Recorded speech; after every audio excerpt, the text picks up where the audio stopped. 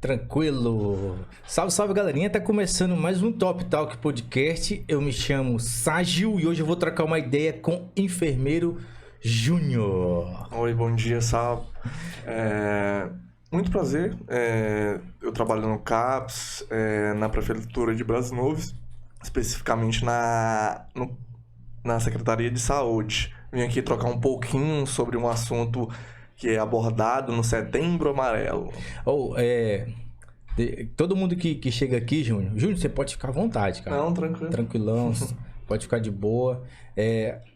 A galera, quando eu falo meu nome, a galera fala, como é que é mesmo? É Ságio? É Sérgio, não é raro, não? Falei, não é raro. Júnior, em primeiro lugar, cara, muito obrigado por você ter topado bater esse papo aqui com a gente. Pra mim é uma satisfação muito grande ter você aqui e falar do Setembro Amarelo, que é algo que não é só municipal, é algo nacional, é o Brasil inteiro envolvido aí. E eu vi que você tá com um lacinho aí, cara. Sim. A gente faz isso com os pacientes lá do CAPS em si, né? Trocar um pouco dessa ideia, eu acho que é um dos mais importantes passos pra gente quebrar o paradigma de não falar de suicídio em si.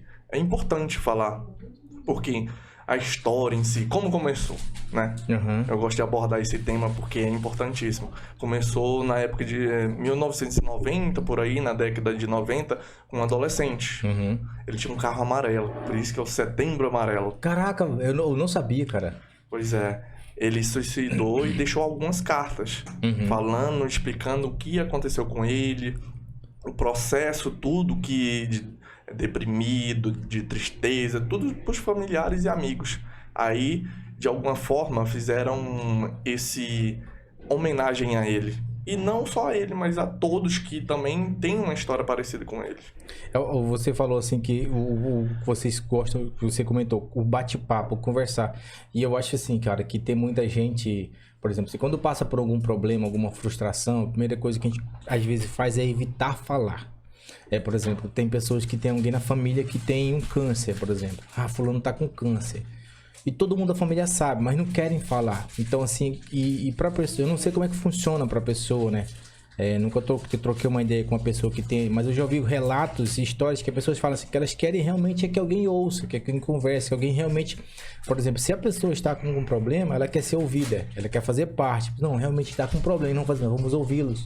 Nós vamos tentar compreender, vamos tentar ajudar da melhor maneira possível. Então, realmente, mostrar que você está doente, que você precisa de ajuda, deve ser o primeiro passo. Primeiro passo, sim. O que acontece? Mas no âmbito, em questão da saúde mental em si, né? Como eu trabalho no CAPS, CAPS significa Centro Psicossocial em si. Atende principalmente a saúde mental. Não só de transtornos mentais, psiquiátrico, emocional e psicológico. Porque são pilares em si. O emocional, tu consegue ficar triste e feliz. Às vezes tu precisa de um acompanhamento psicológico. Então, psicológico também, trauma, medo, luto, alguma coisa aconteceu. E aí vem os transtornos. E nisso tudo, tira a questão do suicídio. Porque a pergunta de todos fazem, principalmente quando chega no CAPS. Ninguém chega no CAPS falando assim, eu tô bem. Por isso que eu tô procurando atendimento psicossocial. Falar com a psicóloga. Ninguém procura psicólogo quando tá bem. Já parou pra pensar? Lá no CAPS a gente faz o seguinte. O atendimento é de 8 às 2 da tarde, de segunda a sexta-feira. Passa por uma triagem comigo, especificamente. Eu vejo sinais e sintomas, pergunto o histórico familiar, entre outras perguntas importantes da consulta de enfermagem. De acordo com que eu faço a triagem, especificado se vai fazer o acompanhamento psicológico, vai passar com o médico, ou até pode passar com o psiquiatra. Agora, o Júnior, quando, por exemplo, assim, vamos colocar que uma pessoa está com problemas, por exemplo, que às vezes a pessoa não sabe que ela está com sintomas de depressão. Como é que seria, tipo assim, para ela tentar descobrir, poxa, estou passando por alguns problemas, eu não sei se realmente é depressão, ou é por causa de algum medicamento que eu tomei. Qual seria a primeira medida que a pessoa deve tomar? Observar. A observação principalmente dos familiares. Já parou para pensar que a maioria dos familiares que quando a pessoa tá triste ou deprimida um pouquinho, a pessoa fala, deixa de frescura, tá ligado. levanta. Uma das primeiras formas é a família entender. Quando há sinais e sintomas da depressão em si, não só como a depressão, mas a ansiedade. A pessoa não consegue fazer as coisas normalmente. Lavar uma louça, varrer uma casa, fazer coisas simples. Ela não consegue. Choro fácil. Aí vem outros sintomas da ansiedade também, né? Que é o que mais acomete adolescente. Ataque cardíaco, o coração dispara, parece que o coração vai sair pela boca. E a respiração ofegante.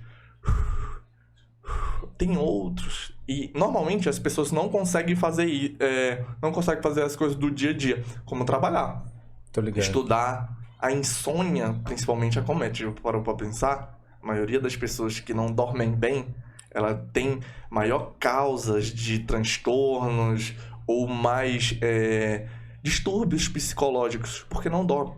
A cabeça da gente não descansa em si. Entendi. São sintomas. Eu tava até... Você falou agora, passou na mente aqui, por exemplo, assim, as pessoas quando elas começam a ter... começam a se identificar com certos tipos de transtornos, e a gente estava até comentando agora há pouco aqui antes de começar o programa, sobre a questão dos adolescentes, porque adolescente ele tem vários picos, né? Ele oscila demais, cara. Uma hora você tá super bem com a vida, cara. Você é o cara mais bonito, você é a menina mais linda da Terra. No outro dia bate aquela tristeza. E agora entra também a era tecnológica, todo mundo com celular, cara. Em si, né, a questão dos adolescentes aí, tu bateu numa tecla muito importante, questão da comparação em redes sociais. Olhar outras pessoas com uma vida boa, uma vida diferente, todo dia num restaurante bom, todo dia viajando, e a pessoa se compara em si. E principalmente o adolescente que tá naquela época de descobrimento, né? De não saber ao certo, não sabe o que faz. Mas aí quando vê outra pessoa, eu quero ser igual essa pessoa. E quando não consegue aquilo, aí a gente se sente frustrado. Eu acho que também, Júnior, quando... Você tá com quantos anos hoje, Júnior? Hoje eu tenho 24 anos. 24? Caraca, você é novo. Eu tô com 33. E eu lembro assim, eu sou mais velho que você, mas assim, eu lembro que na minha adolescência, cara, por não ter são duas fases totalmente diferentes. Eu vivi a fase da não tecnologia, do não fácil celular. Na minha época era orelhão, ligava de orelhão. Quando tinha um telefone, aquele azulzinho que brincava o jogo da cobrinha e tal. E agora chegou a tecnologia, tudo é muito rápido. Informação muito rápida. Então, o adolescente, ele passa por uma frase assim, meu momento triste é quando eu vi o cara. Pô, o cara tem um All-Star, bicho, eu não tenho, cara. Eu queria ter um All-Star. Eu queria ter um Akene, tá ligado? E eu ficava triste com aquilo, mas eu levava. Até dava... Mas agora não, você tem a tecnologia, você tem a visão do mundo todo. Então, por exemplo, assim, hoje o Júnior é um cara de nível alto. Mas todo mundo tem celular, tanto nível alto quanto nível baixo, todo mundo tem internet. Só que agora eu consigo ver a tua vida, eu consigo ver onde você vai e fala assim, poxa, olha onde eu tô. Olha onde a casa onde eu moro, onde a casa onde eu durmo, olha o meu bairro, olha a minha situação. E olha a situação do cara que eu sigo na rede social, da mesma idade que eu tenho. Cara, isso deve dar um choque de informação muito rápido e de duas realidades totalmente diferentes. O que acontece em si, né? A praticidade. Ela veio para melhorar e para piorar ao mesmo tempo. Para pensar que ao mesmo tempo que eu tô aqui com você e eu posso fazer uma videochamada e ver uma pessoa lá de outro lugar ou de outro estado, isso é bom. Mas, de certa forma, não tá distanciando a gente também? Verdade. Das pessoas que estão próximas a mim. Exatamente. Pessoas próximas de você tá no presente agora. É importante conversar, ter essa troca de informação, olhar para a pessoa, cumprimentar a pessoa, porque normalmente, o que acontece? Normalmente, quando eu vou te visitar, eu te mando uma mensagem antes de ir. Ei, eu tô chegando. Entendeu? A gente não chega e bater na palma, já parou pra pensar? Ligado. A praticidade em si também, o que acontece? Ela veio pra... trazer malefícios e benefícios em si, mas aí a gente tem que determinar o que são bons e ruins pra gente. Tô ligado agora. E isso pra cabeça da pessoa que tá... do adolescente que sofre picos de alegrias e de tristezas, e hormônios vai lá em cima, o hormônio vai lá embaixo, tá nessa fase de trocas. Aí tem essa fase e tem a fase que começa... Aí quando ele começa realmente a se conhecer como quem ele é verdadeiramente, se não tiver o apoio no momento de pico de oscilação, cara, ele realmente entra no estrado de transtornos. Aí o que acontece em si, né? Como aborda o Setembro Amarelo, são determinados pilares, não só como adolescente, mas entre adultos também. Uhum. O que acontece? O que gera frustração? Financeiramente, normalmente, vulnerabilidade social, essa palavra é meio difícil, mas eu consigo falar. É um palavrão. Tudo isso, álcool e droga, é o que mais acomete também adultos e adolescentes em si. Já parou pra pensar que muita gente usa o álcool como um determinado válvula de escape? Eu tô mal, eu tô muito mal, eu vou beber pra esquecer, entendeu? Entendi. E aí o que acontece? A dependência química. Eu vou conseguir aqueles picos altos de felicidade porque aquele determinado substância me dá aquilo. Aqui o que acontece com os adolescentes assim? Tem picos de hormônios. A mulher em si começa a menarca dela, que é a menstruação em si, né? Uhum. Para 12, 13 anos. São picos. E o que acontece? Causam também aqueles sentimentos de tristeza, alegria e a importância do autoconhecimento, de buscar ajuda. Eu não tô passando pelo momento ruim. Tô passando pelo momento ruim. Eu acho que é importante eu passar com uma psicóloga, porque o pessoal tem um preconceito, né? De passar com uma psicóloga. Pra mim, psicólogo, tipo assim, você tá indo no psicólogo, você tá doido. Entendeu? O cara já fala alguém, cara, você tá doido, é? Exatamente. A psicóloga em si é terapia individual em si. É uma das coisas mais importantes. Acho que tirar esse preconceito é o mais importante de todos. Uhum. Porque às vezes você só quer se abrir. E você não consegue se abrir com uma pessoa da sua família ou um amigo mesmo em si. Você quer conversar. Às vezes, uma pessoa só vai lá, conversa uma vez no CAPS. Nunca mais volta. Entendi. Mas ela precisava daquela conversa. Entendi. Entendeu? Então, o psicólogo Quem é a psicóloga lá do... Lá a gente tá com 2 psicólogos agora, né? Que é a Tainara Mardegan e a Francisca. Aí elas atendem lá e a Tainara atende também no NASF. A gente tem o atendimento de adulto, de idoso e de adolescente, no CAPS. Entendi. Então, o psicólogo, no caso as 2 meninas que trabalham lá, que fazem parte da equipe, elas seriam tipo um padre, um pastor, cara. Tipo assim, porque esse tipo de... Tipo assim, um psicólogo, como você falou. Sim. Porque às vezes a pessoa não encontra alguém na própria família ou nos amigos pra contar algo que ela fez ou algo que ela tá passando por vergonha. E ela fala assim, poxa, se eu contar pro pastor, poxa, pastor, o que ele vai pensar de mim? É o julgamento, né? Se eu contar pro padre, poxa, o padre, tá me vendo ali na missa e tal. Já sei, vou lá na psicóloga. Entendeu? Então, realmente são... E claro que todos os 3 têm o respeito, tem realmente aquela questão de preservar a figura que vem até eles. Mas, assim, a pessoa, às vezes, ela fica envergonhada. Por exemplo, se você fosse, por exemplo... Qual é a religião que você é, meu brother? Eu sou católico. Claro, se você fosse o padre da minha igreja, por exemplo, chegasse, poxa, eu não vou falar com o padre Júnior, não, cara, que ele me conhece há tanto tempo, e eu vou falar esse defeito que eu tenho pra ele, cara, poxa, eu vou lá na psicóloga. Sim. Eu conto pra ela lá, entendeu? Então, o psicólogo seria realmente a válvula, não é que tirar realmente esse preconceito, né, cara? Sim, porque em si, o que acontece? A pessoa em si não consegue se abrir com outras pessoas. E o medo do julgamento do amigo ou da família ou qualquer que seja. Quando você vai lá, você vai para desabafar. É uma pessoa que não vai te julgar. Vai tentar abrir seu coração, sua mente em si para buscar novos caminhos. Ela não vai te dar uma opinião sobre aquilo. Faz aquilo e aquilo que vai dar certo. Entendi. Porque cada pessoa é diferente uma da outra, entendeu? Aí, quando a pessoa não consegue em si, porque há sintomas e sinais em si.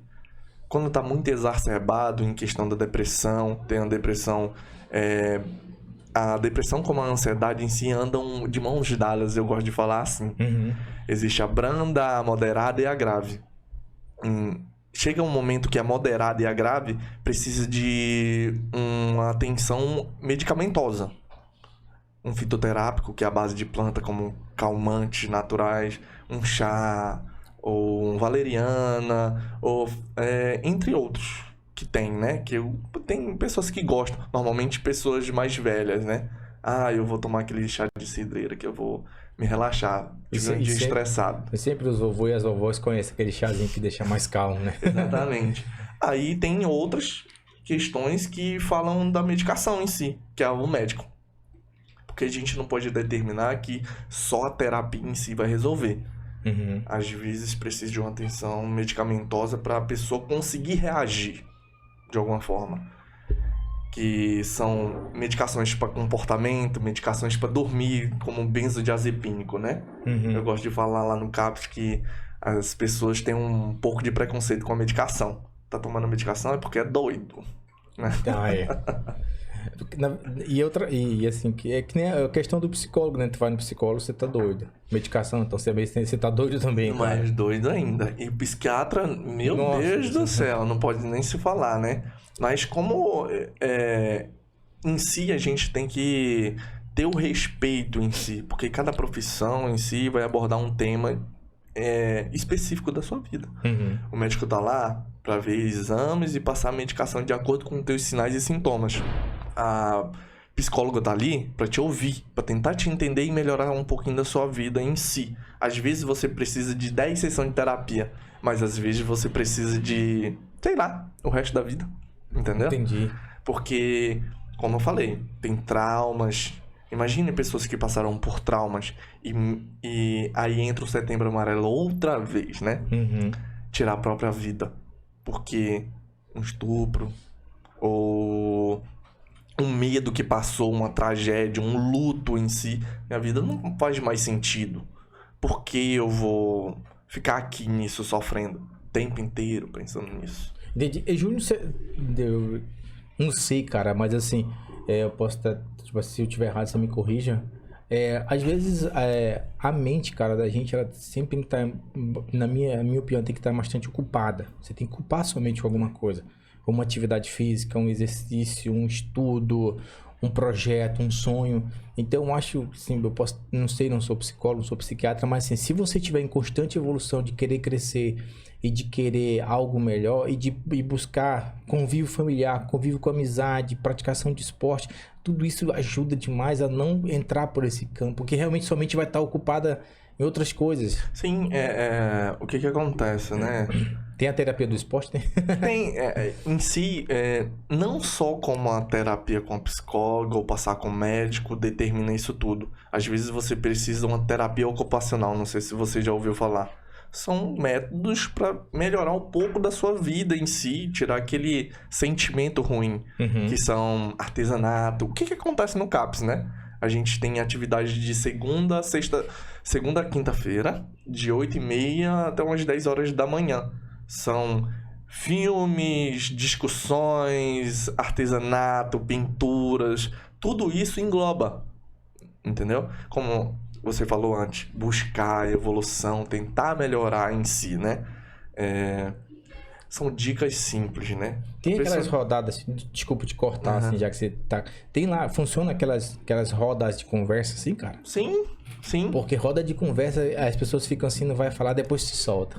Porque, tipo assim, para pra pensar, às vezes você tem um problema e não gosta de compartilhar pensando que o seu problema é o maior que de todo mundo, entendeu? Entendi. Lá você compartilha, você vai compartilhar do sua frustração, do seu medo ou o que tá acontecendo em si. Aí você percebe que não só você tá passando por aquilo, outras pessoas. Aí entra a empatia em si. Tô ligado. Entendeu? Aí... Dicas simples, né? Eu gosto de abordar esse tema sempre quando eu tô lá fazendo atividades com ele.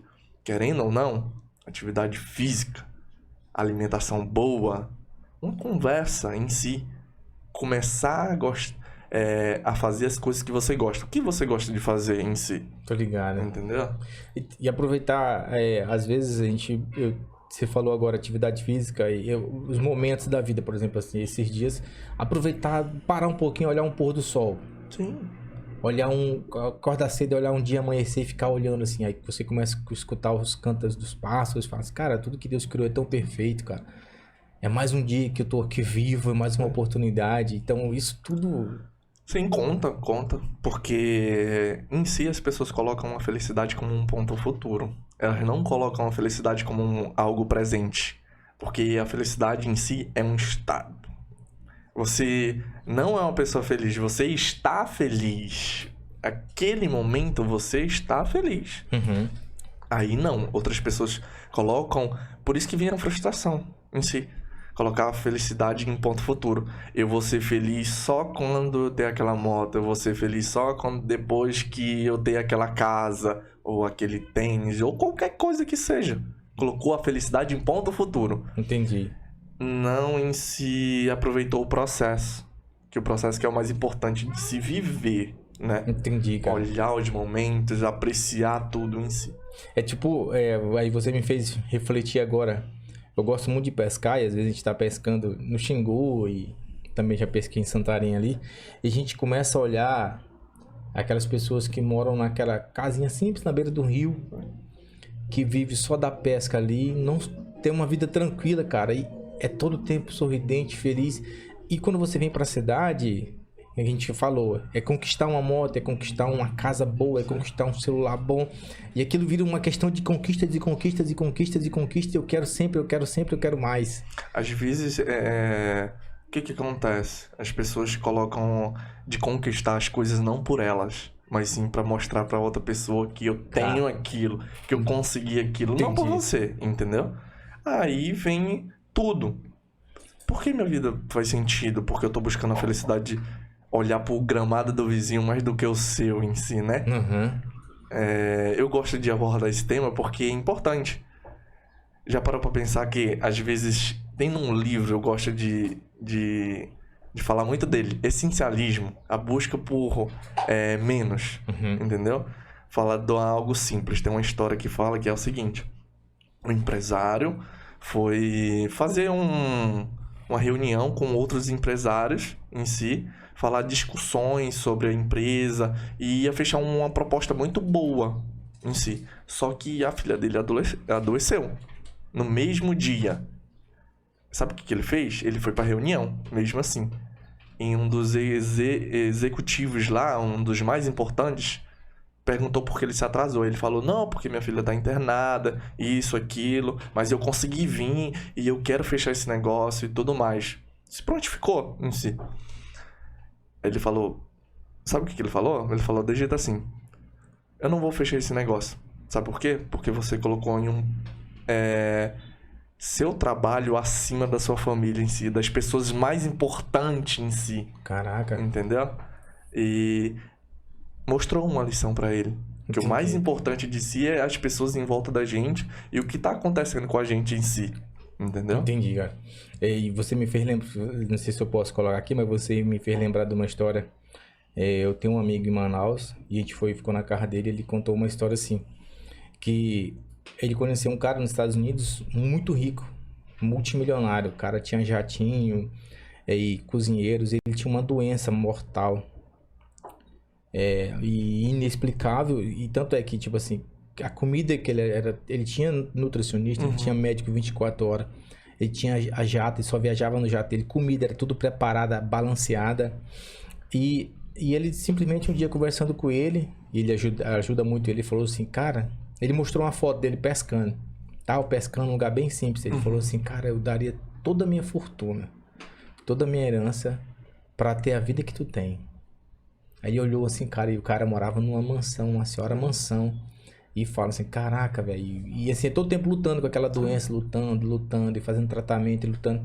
A gente para pra pensar, né? Tipo assim, a gente fala da grama do vizinho. Tem. Quem olhar aquela estrutura gigantesca, fala assim, caraca, velho. Não tem como não ser feliz com isso, né? E o cara quer trocar a vida dele pela minha porque me viu com uma vara de pesca. Entendeu? Então, realmente, são dois mundos e duas formas diferentes de se ver as coisas. Em si, a felicidade é compartilhada, né? Não tem como você comemorar. Já parou pra pensar que não é legal comemorar algo sozinho? Ah, não é bacana. Não é legal. Sozinho, você olha assim. Não é legal. É compartilhada. Olhar para um, pro outro e falar, eu venci, olha que legal, vamos compartilhar isso tudo. Isso que é o mais importante em si, né? Quando você aborda esses temas de saúde mental, é engraçado, né? Antigamente, Aí falo da luta manicomial, né? Que pegavam aquelas pessoas que tinham transtornos, qualquer tipo de coisa que seja de saúde mental, né? Pegavam essas pessoas e colocavam no manicômio, né? Colocavam... Roupa branca, amarrava e tal. Amarrava. Tem um filme muito legal que retrata isso. Se eu não me engano, é um Monstro de Sete Cabeças de um ator brasileiro. Ele é muito conhecido. Ele é muito importante de falar sobre a saúde mental, o que acontecia no Brasil antigamente. Até hoje a gente luta com isso, né? Internação. Não, às vezes não é o certo a se fazer a um paciente, porque ele precisa do convívio social. Entendi. Ele vai tomar a medicação dele, ele vai... Porque, em si, a terapia que retrata pra gente também é o convívio social. De comprar, ter a sua autonomia de ir comprar sua comida, ou de fazer suas coisas do dia a dia, ter uma responsabilidade. Isso é uma terapia. Em si, tem pessoas que, com a depressão, a ansiedade, não conseguem fazer essas coisas de maneira nenhuma. Porque aconteceu aquilo e eu não consigo. Uma das primeiras coisas que as pessoas têm que se apegar a isso é saber que tá mal. Entendi. Ela aceitar ajuda. Normalmente as pessoas não aceitam, né? Porque normalmente realmente o primeiro passo é você reconhecer que você, poxa, eu tô mal, eu preciso de ajuda. Eu preciso, alguém tem que me ajudar, eu tenho que levantar a mão, porque o suicídio em si, cara, com certeza a pessoa não chegou hoje e me decidiu, vou tirar minha vida hoje. Não é assim, é um processo, é uma frustração, é uma perca, é algo que ela projetou e não deu certo. Aí começa a vir pensamentos negativos, e ela começa a se isolar, e começa a olhar as pessoas e começa a se diminuindo, vai se diminuindo, começa a dizer que você não presta, pra que eu estou nesse mundo, e assim chega um tempo que realmente ela se autodeprime de um tanto que realmente na mente dela, e falando espiritualmente, cara, que realmente o inimigo vem, porque Deus não quer que ninguém tire a vida, né? Sim. Em um modo assim, a fragilidade emocional que acontece na maioria dos casos, né? Ter ajuda é o mais importante de tudo. Às vezes conversar com um adolescente, no caso, chegar na sua mãe ou no seu tio, ou com quem ele é mais aberto, né? Porque eu falo em si deles por conta da... É muito abordado esse tema da autolesão, dos cortes. Não sei se você já ouviu falar. Teve aquela brincadeira da baleia azul, e agora, recentemente, os adolescentes estão muito fazendo isso por conta de um sofrimento emocional. Aquela dor é tão forte dentro de si que eu quero fazer cortes em mim para tentar tirar aquela dor que é dentro de mim para focar na dor que é fora, que é física. Entendi. Entendeu? Aí o que acontece? Toda pessoa que faz autolesão em si, ela quer tirar a própria vida? Não. Ela só quer tirar aquela dor. Por isso que são sinais que a gente deve se atentar. Ela tá no sofrimento. E esse sofrimento pode se alongar e pode acontecer o pensamento suicida ou a tentativa de suicídio em si. Aí, você falando desses cortes, me vem na memória pessoas que colocam na rede social que estão passando por problemas. Aí a gente para pra pensar, poxa, aí agora a gente coloca todas as faixas etárias de idade, adolescentes e adultos e idosos. E eles, senhores que mexem na internet, eles colocam assim, estou triste hoje, aí começa a fazer aquele texto e coloca uma fotinha dele chorando. E as pessoas vêm e falam palavras positivas e consolam, vai dar tudo certo. Aí você para pra pensar, poxa, cara, então a situação dele tá muito complexa, porque ele colocou a vida dele na rede social, mas não encontrou ninguém por perto, cara. Ou não sabe por falta de informação que existe o CAPS, existe apoio ali. Então realmente ele foi pra rede social para tentar achar uma válvula de escape. De um modo em si, buscar ajuda, a forma que o adolescente em si, ou qualquer outra pessoa que usa uma rede social para fazer isso, ela buscou ajuda, mas em âmbito de rede social. Porque as pessoas em volta dela não queriam falar. Ela quer falar, é o único modo de se expressar. Entendi. Se é o modo dela se expressar daquela maneira, de pedir ajuda daquela maneira, é respeitar. Na maioria das vezes, o que as pessoas fazem? O julgamento. Nossa, que frescura. Sério que tu foi pra rede social pra...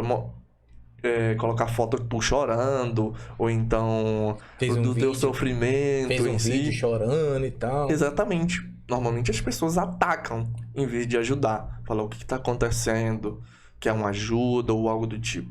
Entendi. Hoje em relação ao Setembro Amarelo, as programações que o CAPS irá promover? O que a gente vai promover nesse Setembro Amarelo, já adiantando, né? Tem um desfile 7 de setembro que é amanhã. Amanhã. A gente da Secretaria de Saúde vai participar, junto a gente também do CAPS, que engloba em si.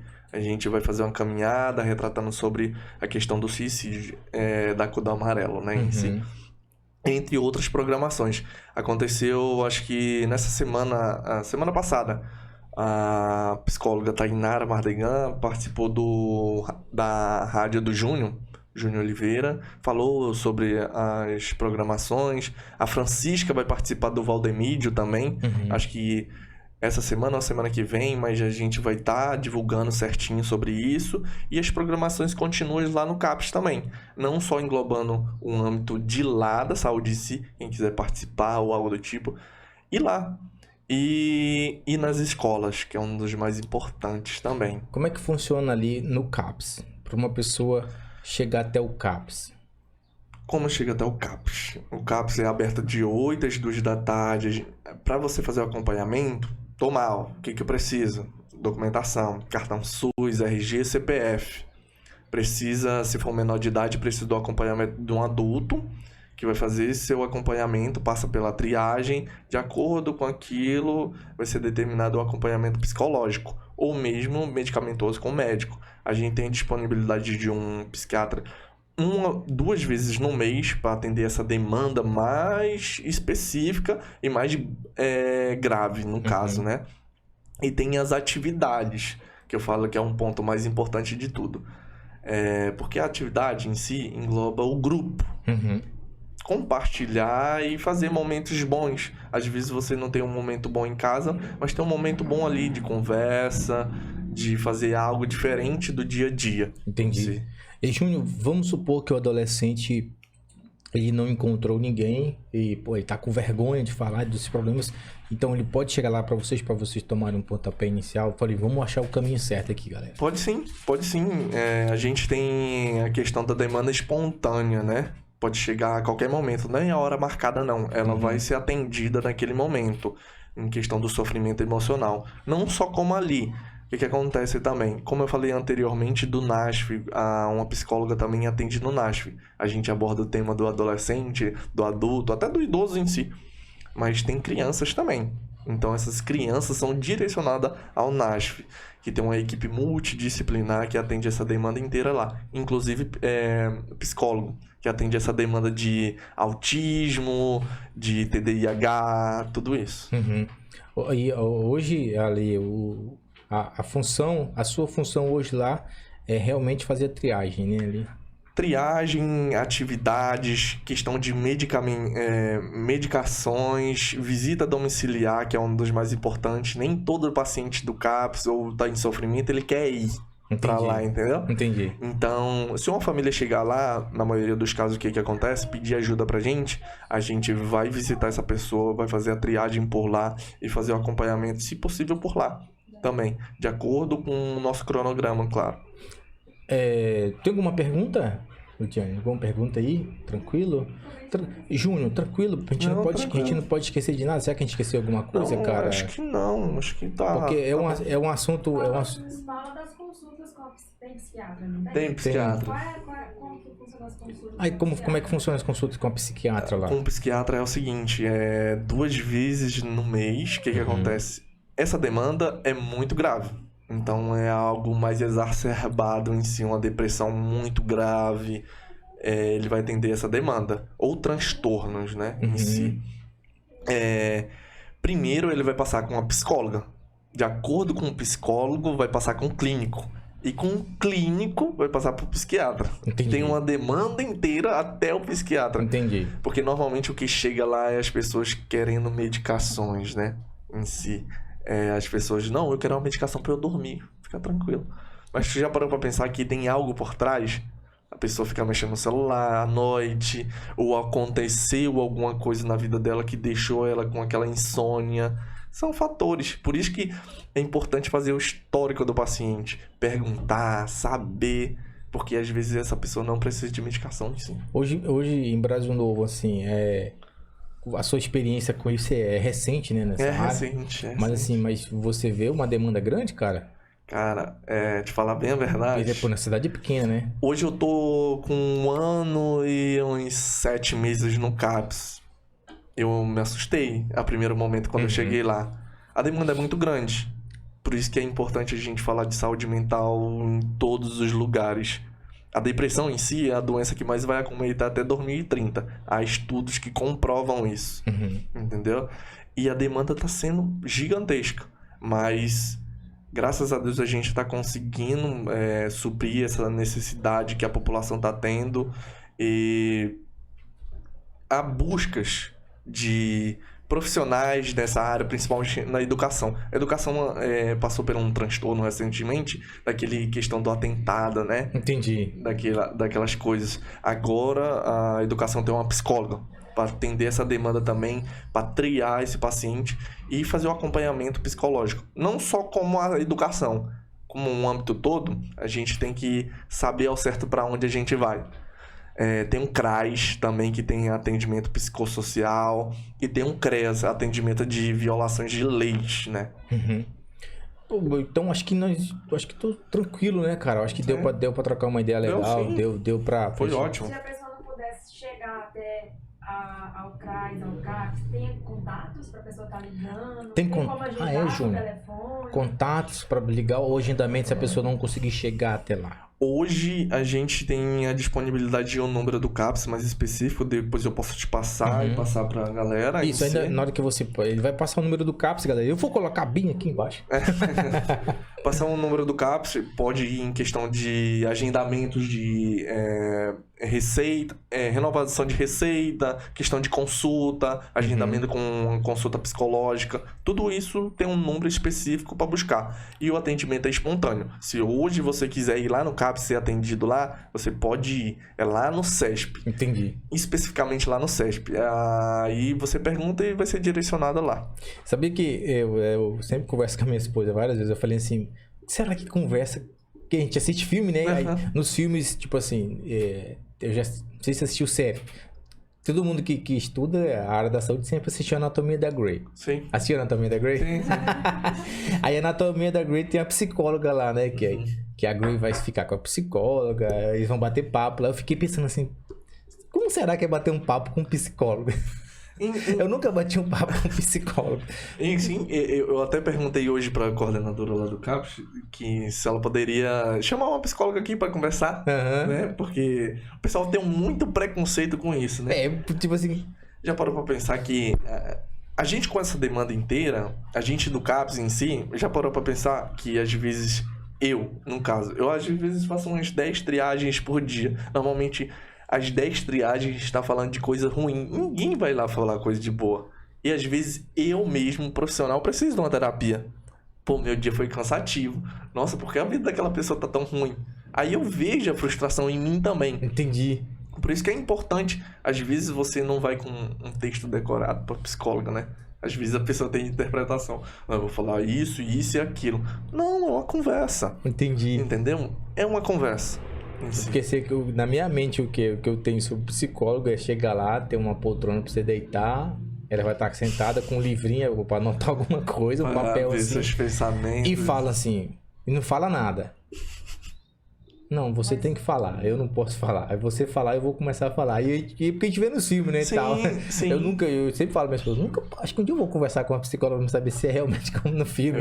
É os paradigmas que a gente tem, né? A interpretação daquela visão de filme ou de série, que é daquela maneira em si, né? Mas não é dessa forma, não. É super relax, é super tranquilo. Normalmente as pessoas lá saem aliviadas em si. Porque conversou, teve uma conversa boa que não conseguia conversar com outra pessoa dentro de casa, às vezes, normalmente, né?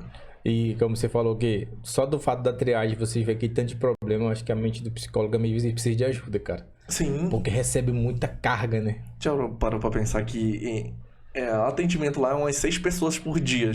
Normalmente, ouvir essas pessoas e depois você chega em casa e normalmente fazer as coisas, você precisa de terapia também. Você fica assim, caraca, que problema daquele, problema daquele. É tipo, quem trabalha no hospital, quem é enfermeiro, no caso você é enfermeiro, Júnior, o enfermeiro ele já tá acostumado com aquele ali, em ajudar e tal. Mas quem vai pro hospital pra ser internado ou pra ficar internado, ele fica, não, já tô bom, tô vontade de ir embora, que eu tô ficando doente, tanto ver esse povo doente.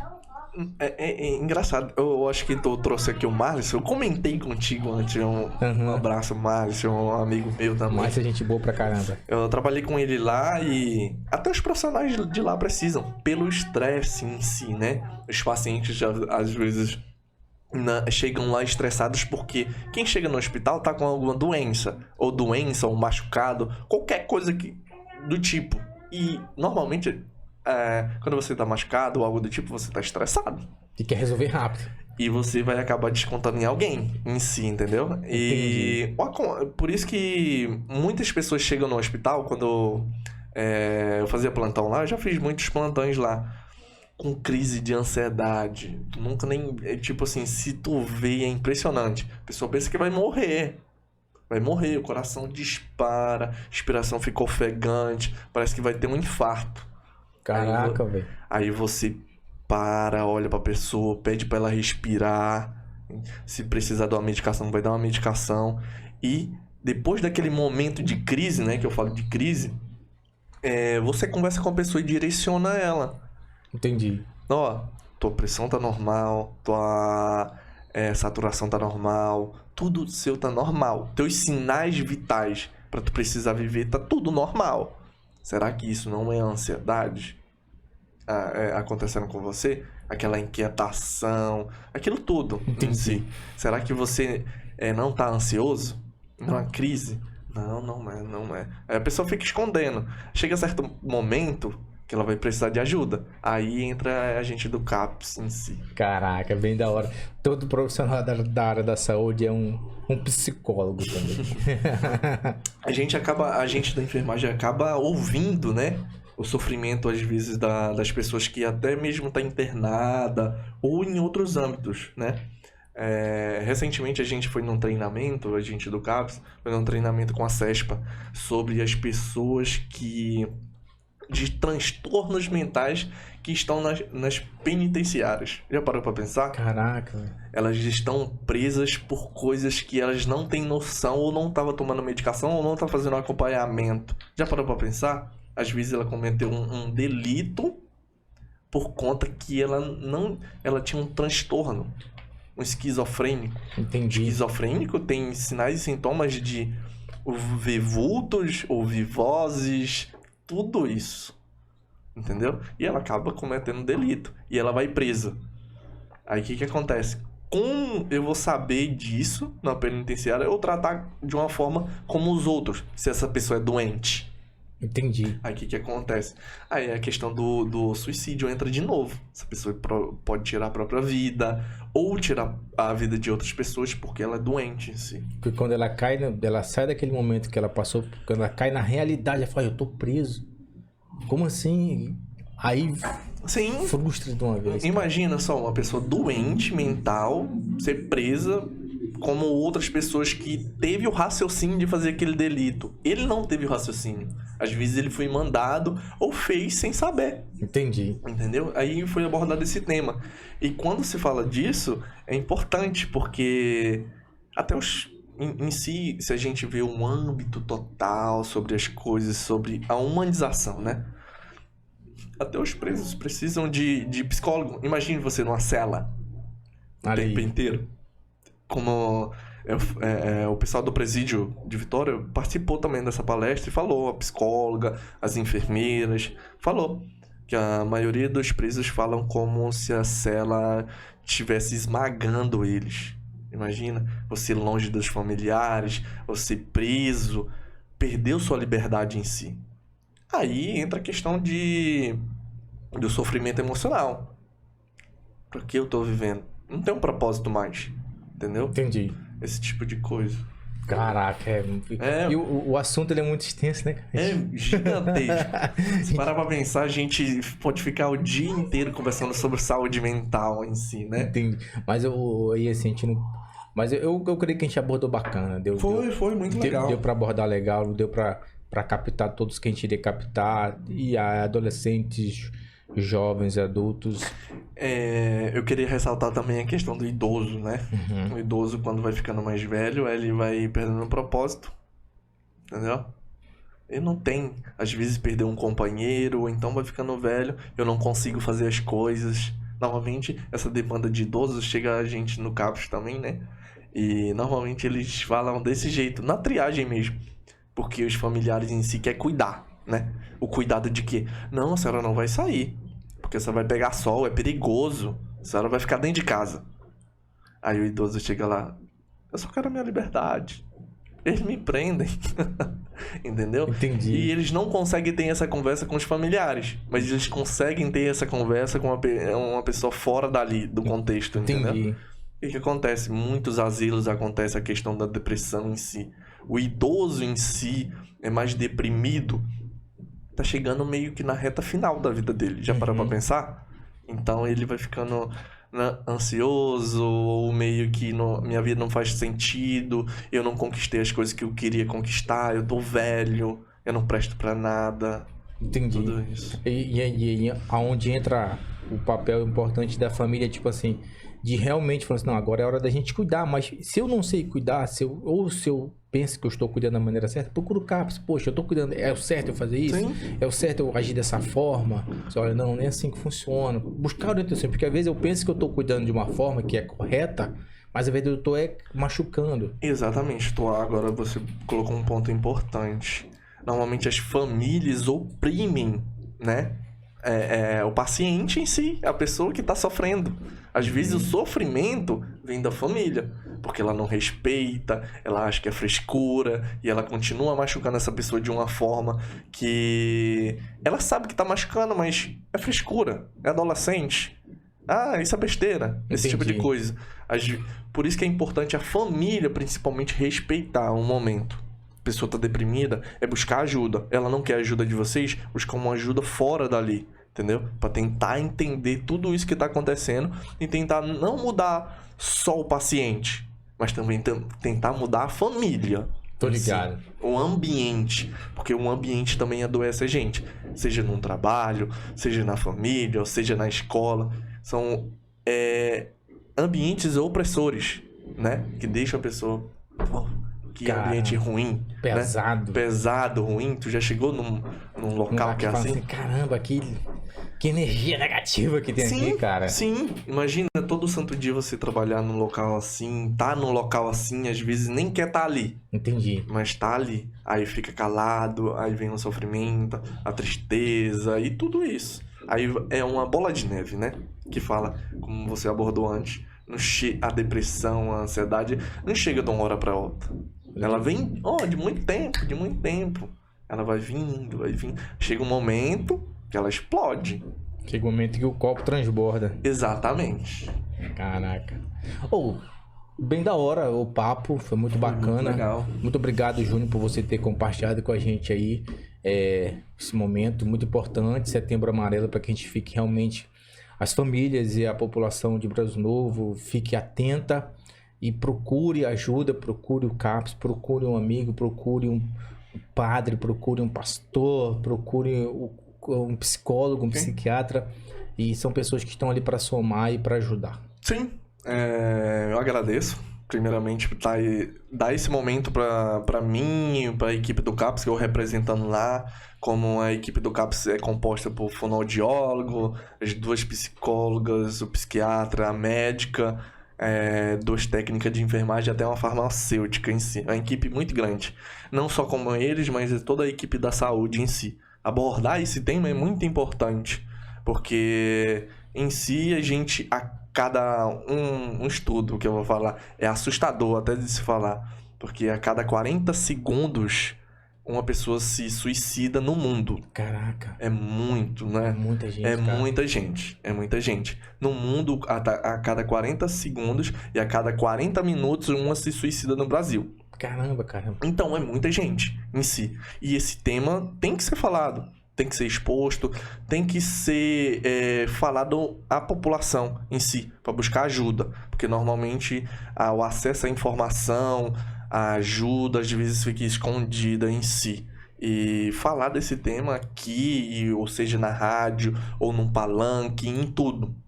Falar é importante. Falar é importante. Falar é importante. E ouvir também, tudo isso. Se tiver um colega em sofrimento, alguma coisa, busca o CAPS, busca ouvir essa pessoa em si, entendeu? Beleza. Tá ótimo. Senhoras e senhores, tivemos com ele hoje, enfermeiro Júnior, batendo um papo sobre o Setembro Amarelo. Pô, Júnior, muito obrigado, cara. Não, obrigado eu. Senhoras e senhores, até o próximo Top Talk Podcast. Foi ótimo.